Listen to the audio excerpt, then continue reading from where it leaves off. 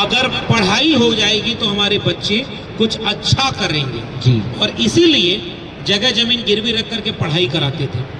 आपको पता है जब भारत गरीब था तो प्राइमरी स्कूल में मुफ्त में शिक्षा देता था। जब भारत ने 5 ट्रिलियन इकोनॉमी का सपना देखा जी। तो शिक्षा का बजट आधा कर दिया। स्कूल बंद हो रहा है तो भाई पढ़ाई तो दूर होगी ना, जिसके अमीर के बच्चे पढ़ेंगे जी। अमीरों को अच्छी शिक्षा मिलेगी और जब शिक्षा कुछ लोगों तक महदूद हो जाएगी तो फिर वो सबको शिक्षा नहीं मिलेगी। इसमें मैंने एक जगह लिखा है हमारे बड़े पिताजी का बीए में एडमिशन इसलिए नहीं हो पाया क्योंकि 60 रुपए उस समय फीस थी, 20 रुपए दादी के पास थे जी।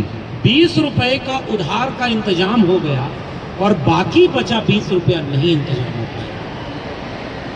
एक शाम ऐसी बीती जब उन्होंने कहा कि जब हम घर लौटे तो रात में खाने के लिए कुछ नहीं था, केवल 2 उबले हुए आलू, और वही आलू जब हमने रखा तो ऐसा लगा कि ये दिन दोबारा न देखना पड़े।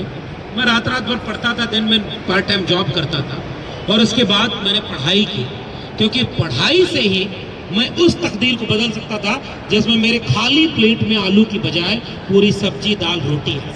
वाह। और वो जरिया थी शिक्षा। इसमें इस किताब में एक ऐसे विद्यार्थी का जिक्र है जिसका नाम शायद मोहित है और मेरे क्लास का विद्यार्थी था और वो 2-3 दिन मेरी क्लास में पीछे बैठकर सोता था, नींद आ जाए वो झपकी ले। 1-2 बार हमने टोका, तीसरी बार कहा तो सर अब नहीं सोएंगे जी। तो हमने उससे कहा कि तुम क्यों सोते हो बताओ, कोई बात है तो बताओ।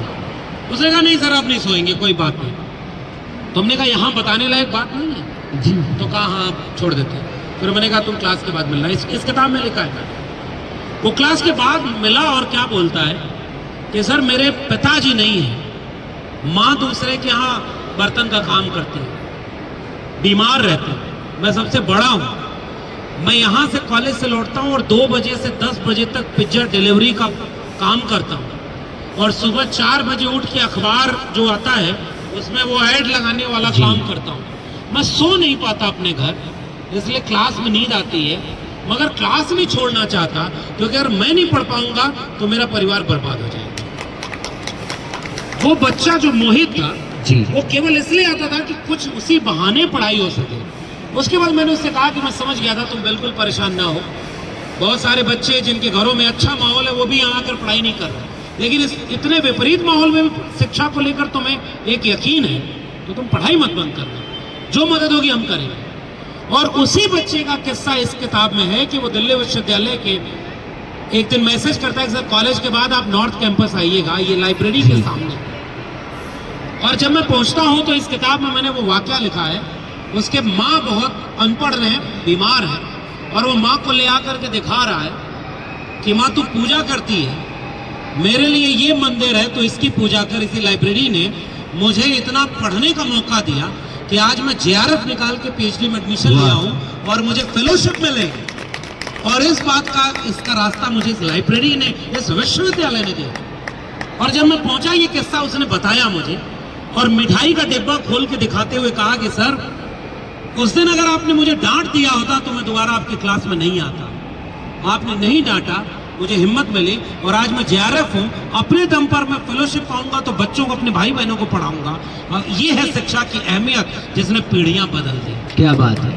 और जिन्हें शिक्षा नहीं मिली अच्छी, और जो 2 तरह के लोग जिन्हें खुद अच्छी शिक्षा नहीं मिली, या जो लोग जानते हैं कि शिक्षा पीढ़ियां बदल सकती है, वही लोग आज शिक्षा का दुश्मन बने बैठे हैं। आप क्यों चाहते हैं कि फीस महंगी हो जाए स्कूल में, स्कूल बंद हो जाए प्राइवेट के? आप क्यों चाहते हैं कि विश्वविद्यालय में केवल अमीर के बच्चे पढ़े? जी।